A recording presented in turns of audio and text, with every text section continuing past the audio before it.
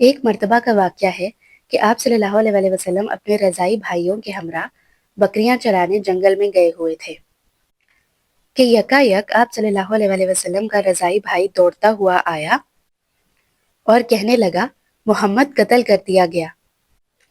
یہ واقعہ سنتے ہی حلیمہ اور ان کے شوہر کے ہوش اڑ گئے۔ افتاں و خزاں دوڑے، دیکھا کہ آپ صلی اللہ علیہ وسلم ایک جگہ کھڑے ہوئے ہیں اور چہرہ انور کا رنگ فک ہے۔ حلیمہ کہتے ہیں کہ میں نے فوراً آپ صلی اللہ علیہ وسلم کو سینہ سے چمٹا لیا اور پھر آپ صلی اللہ علیہ وسلم کے رضائی باپ نے آپ صلی اللہ علیہ وسلم کو سینے سے لگایا اور آپ صلی اللہ علیہ وسلم سے دریافت کیا کہ کیا واقعہ تھا۔ آپ صلی اللہ علیہ وسلم نے بیان فرمایا اور پھر حلیمہ آپ صلی اللہ علیہ وسلم کو لے کر گھر واپس آ گئیں۔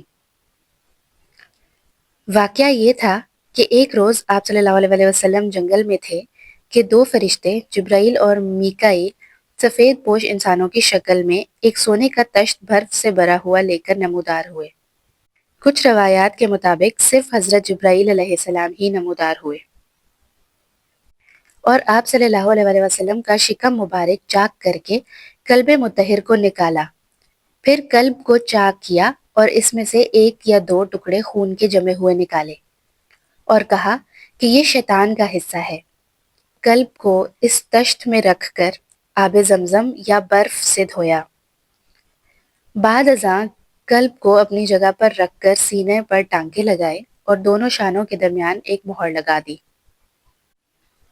بعض روایات میں یہ بھی ہے کہ مہر نبوت ابتدائے ولادت سے ہی تھی اور علماء بنی اسرائیل آپ صلی اللہ علیہ وسلم کو اسی علامت سے جانتے تھے، اور بعض کہتے ہیں کہ شق صدر کے بعد مہر لگائی گئی۔ پہلا قول زیادہ صحیح اور راجح ہے، جیسا کہ بعض روایات میں صراحاً معلوم ہوتا ہے کہ آپ صلی اللہ علیہ وسلم کی پیدائش ہی مہر نبوت کے ساتھ ہوئی، واللہ عالم۔